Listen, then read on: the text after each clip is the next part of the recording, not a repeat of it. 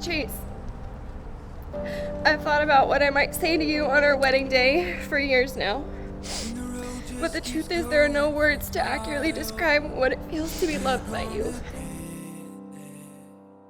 I love your smile, I love your laugh, I love your heart, and I love your soul.